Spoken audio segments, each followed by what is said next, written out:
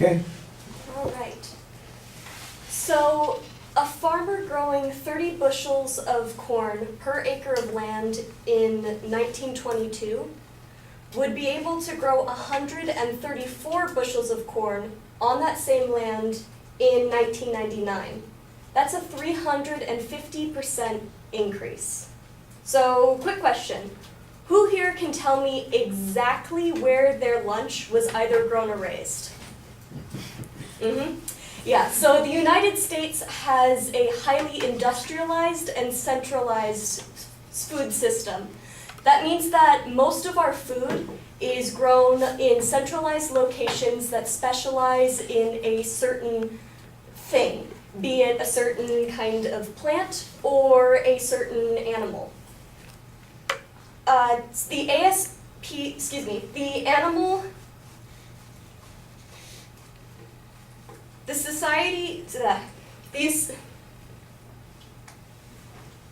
The ASPCA, which is an organization that works to prevent cruelty to animals,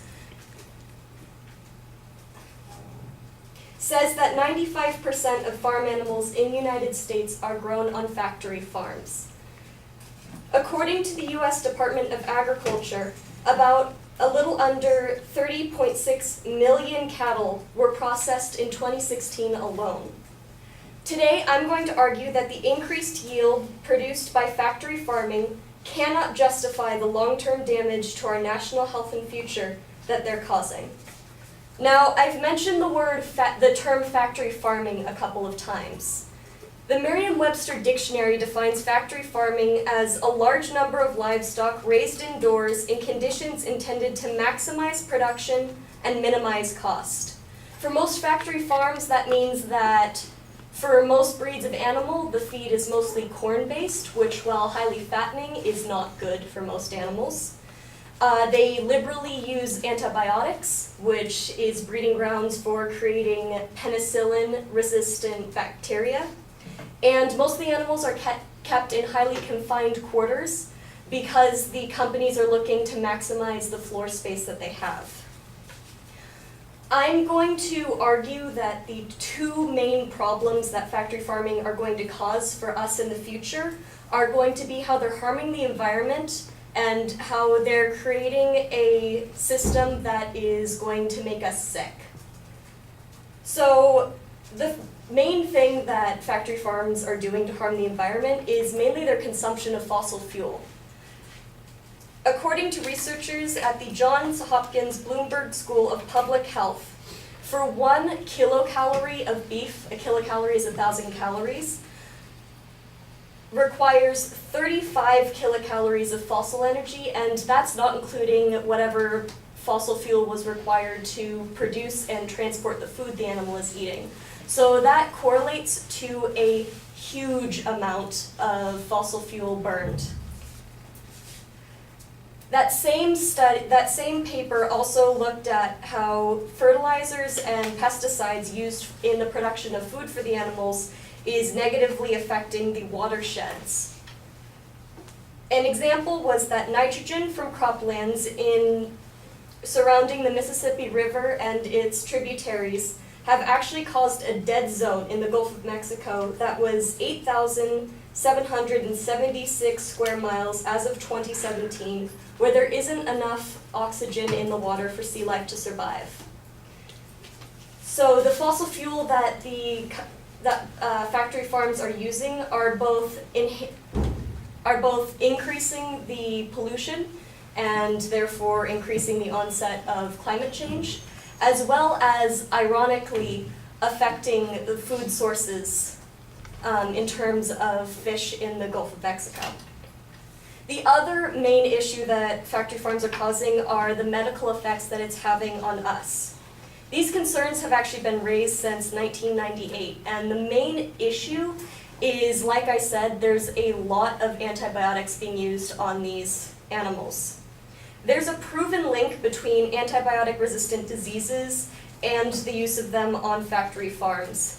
In their paper, The Emergence of Staphylococcus aureus, ST398, two epidemiologists at the Kent State University College of Public Health in 2011 stated, methicillin-resistant Staphylococcus aureus, which is a bacteria that is resistant to penicillin, have been identified in association with livestock, particularly swine. These strains, termed livestock-associated MRSA, have now been identified in Europe, North America, and Asia in humans and animals. Additionally, because factory farms are looking to create as much food as quickly as possible, they're actually causing a higher risk of foodborne illnesses. From the researchers at the Johns Hopkins School, quote, most foodborne pathogens are overwhelmingly associated with animal products, most of which come from factory farms and high-speed processing facilities. According to the CDC, there are 76 million foodborne illnesses per year, 5,000 deaths due to those illnesses per year, and of that, there are 18,000 that are attributed to known pathogens. Of that 18,000, 75% are caused by three main pathogens, all of which are mostly transmitted through meat. In 2002, there was even a neurologic disease called shortened to BSE, which is linked to a degenerative neurologic disease in humans. And epidemiologic studies suggest that cattle cattle feed prepared from carcasses of dead ruminants was the source of this disease. So due to the processes that so many factory farms use, because of the highly unhealthy conditions of the animals, as well as their desire to make as much money as possible with as little costs as possible, is creating a situation where our food is coming out dangerous because it's covered in pathogens because the animals weren't healthy, and it's creating a dangerous situation in terms of climate change. Thank you.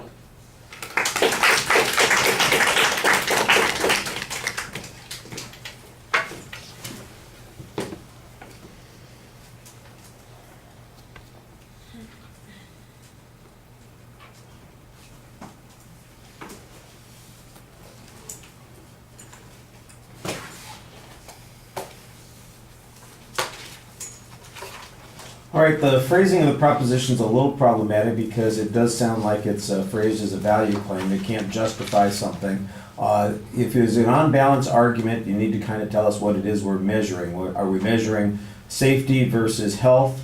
That seems to be the implication that you've got in the supporting points. There's got to be a clearer way to express that in the proposition. I did like the background information that you had on the increased efficiency of farms when it came to producing crops. There's not really a comparable number, although I assume that that's probably what the basis of this information is for meat products, and it seems like the argument here is dependent upon the fact that we are producing more and more of this beef in these factory farms. We've increased our efficiency so much, but we are losing control of the health issues and the pollution issues. That's fine. So you signpost those points before we get to them, so there is a preview there. I thought you did a good job signposting in the body of the speech as well. And there's a general explanation about what the environmental issues are. It seems to be mostly linked to the use of fossil fuels, and you've got a statistic that kind of gives us an impact statement, based on the measurement of the number of calories that we're consuming versus the number of basically calories that it takes a fossil fuel to produce that. And I'm not exactly sure how I'm supposed to measure that, how I was supposed to weigh that. I think that it's an interesting piece of information, but it doesn't put it into the context of how much energy we're using, how much of the pollution problems are coming as a result of this. We don't get any proportional kinds of statement that go along with that. So there's no doubt that the fossil fuels used to generate meat products are part of the pollution chain, but how big an impact they are is not really measurable by the argument that you're presenting here. On the health risks issue, I think that you did an okay job talking about potential risks from the bacteria and the resistant bacteria. Although your data is from 2011 linking it, without any subsequent examples, it sounds like it's maybe a hollow warning. If there were some additional warnings, that would be helpful. There's some general food-related illnesses that are mentioned, 76 million in particular. That, of course, is not specifying that it's the meat system. That's mostly suggesting that there's, food-borne illnesses. You do have some statistics that do try to connect it to the meat. There's a whole bunch of statistics that you have to go through to get to that, and that's one of those examples where things get a little bit complicated. BSE, I assume that's mad cow disease that's being talked about there. Generally, the practice of feeding animals to animals is prohibited in the United States, but the notion that it is something that could end up with a contaminant in the U.S., for instance, I think that wouldn't be hard to make a link on that. So that's worth including in the argument. And I thought you did a nice job speaking to the audience, even though you got stuck there at the beginning for just a couple of seconds trying to get the ASPCA name. All right, thank you.